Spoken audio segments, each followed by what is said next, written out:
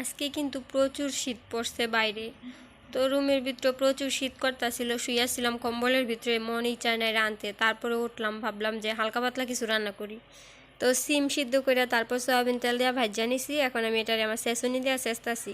আমার ছেঁচনির ইটা আছে, কিন্তু ওইটা দিয়ে আমি ছেঁচি না। আমি পুতা যেহেতু আমার ছোটো, তার জন্য আমি পুতা দিয়ে এটারে ছেঁচা নেই, কারণ তাহলে এটার একটু মিশ হয় বেশি। তো আমি এটার এখন একটা প্লেটের ভিতরে উঠাই আনিছি। এরপর আমি প্লেটে একটা পেঁয়াজ কাইটা নিছি ছোটো চাইয়া, তারপরে শুকনো মরিচ টাইলা নিছি আর ধনিয়া পাতা কুচি করে কাইটা নিছি।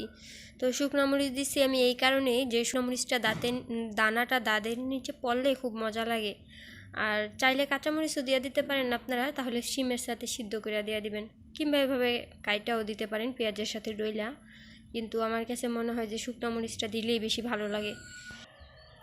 তো আমার মেয়েকে আমি বলছিলাম, আম্মু আমাকে সরিষা তেলের বোতল রান্না দিতে পারবা? বলে হ্যাঁ দাঁড়াও। কিন্তু আইনা দিছে সয়াবিন তেলের বোতল। পরে আর কি করবো, আমি যাই আনলাম সরিষা তেলের বোতল। এতটুক বাচ্চা যেহেতু আইনা দিছে এটাই অনেক। যেহেতু সোয়াবিন তেল দিয়ে আমি সিমটাকে ভাইজা নিছি, তার জন্য আমি সরিষা তেলটা অল্প পরিমাণ দিয়ে দিমু রান করে।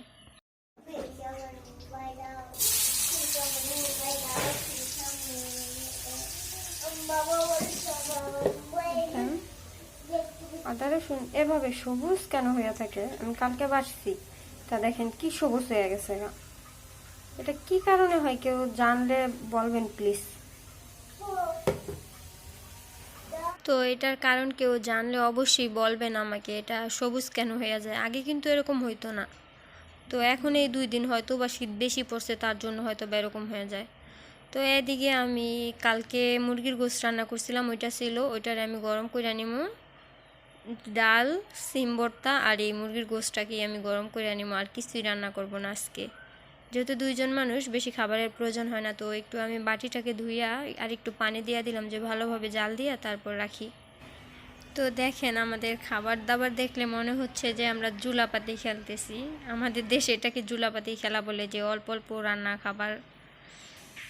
তো আজকে এই পর্যন্তই। আর আমার ভিডিওগুলো আপনাদের ভালো লাগলে অবশ্যই আমার চ্যানেলটি সাবস্ক্রাইব করে দিবেন। আল্লাহ হাফেজ।